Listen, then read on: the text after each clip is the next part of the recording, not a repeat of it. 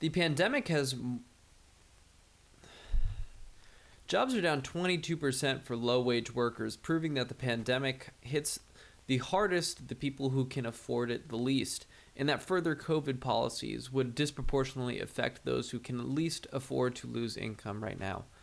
CNBC has a great article out detailing this problem.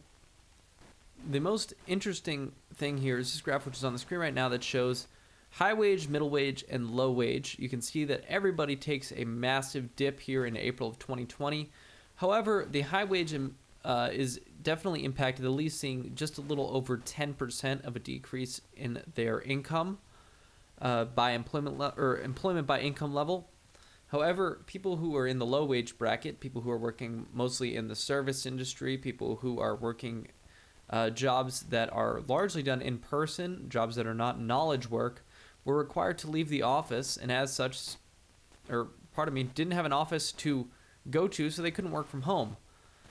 All these people, you can see, have a sharp uptick by the summer, July, October.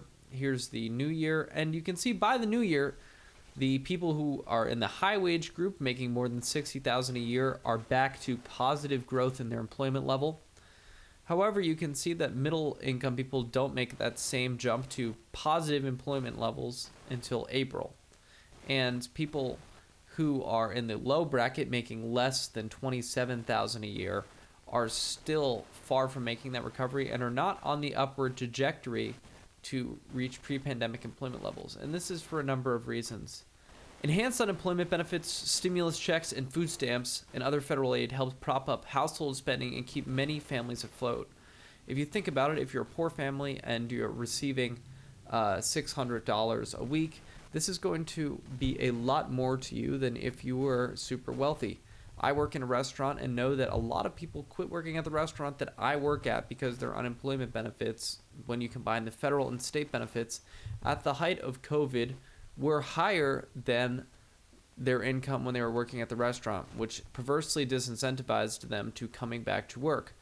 And I've worked at that restaurant since last summer, and I can tell you that we still have a complete skeleton staff. We barely have enough people to work any night of the week. And that is because there are still financial incentives that this article cites and that I can attest to personally that show that people are not incentivized to come to work in the lower income bracket. And these people will frequently cite having another source of income or a financial buffer as being the number one reason that they're not coming back to work, with COVID hesitancy falling underneath that.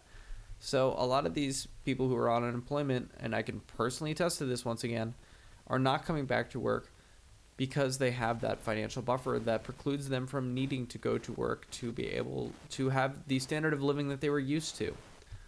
This is, in effect, the government paying people not to work. And I can tell you that this is almost causing our restaurant grievous harm to the business, just because the few people who work there are not able to sustain the business. Just the other week, we had a group of people come in who were very rowdy and who treated some of my coworkers very poorly, and they quit for a number of days. And actually, all the remaining employees had to call them and basically say, listen, if you're going to work in the restaurant industry, this comes along with it. And while you might not agree with how our manager handled this, the reality is that this comes along with being in this business. And they eventually came back, but had they not come back, the business would be seriously damaged, and all of our ability to make money at that restaurant would be seriously damaged, just because there are not enough people. So these poor servers, and I'm included in this list: servers, bartenders, dishwashers, cooks, we all have to work